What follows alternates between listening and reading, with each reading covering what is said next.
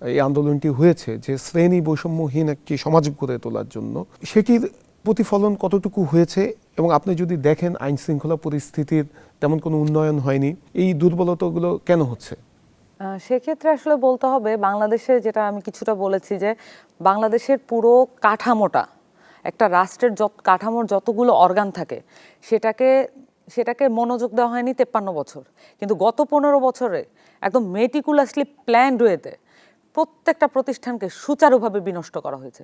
তাদের পুরো কাঠামোর যে সিস্টেম, পুরোটাকেই একদম নষ্ট করে দেওয়া হয়েছে এবং এক ব্যক্তি কেন্দ্রিক করা হয়েছে, যাতে করে, এবং এক দল কেন্দ্রিক করা হয়েছে। সবচেয়ে গুরুত্বপূর্ণ ব্যাপার, এটা পুরোপুরি একটা দল কেন্দ্রিক ছিল। তাতে করে এটা একটা প্রতিষ্ঠানের মধ্যে যেই ডেমোক্রেসিটা থাকে, প্রত্যেকটা প্রতিষ্ঠানের একটা মানে যেই একটা স্বাতন্ত্র্য থাকে, ইন্ডিপেন্ডেন্ট জায়গাটা থাকে, সেই জায়গাগুলো আসলে নষ্ট হয়ে গেছে। এটার কোনো সিস্টেম আর কাজ করছে না।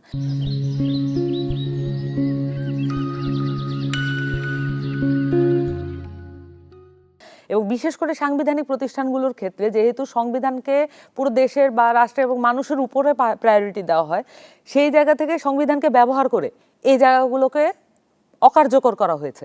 এবং এই অকার্যকরতার যেই পরিপ্রেক্ষিতে যেই অসুবিধাগুলো বাংলাদেশের মানুষ ফেস করেছে, যে জুলুম অন্যায় বাংলাদেশের মানুষ ফেস করেছে, সেটাকে ঠিক করার যে আশা-আকাঙ্ক্ষা, বিপুল আশা-আকাঙ্ক্ষা আছে, সেইটা অবশ্যই একদিনে, 4 মাসে, 1 বছরে এটা ঠিক করা সম্ভব না। 2 বছরে বা 5 বছরে এটা পুরোপুরি একবারে ঠিক করার বিষয় না।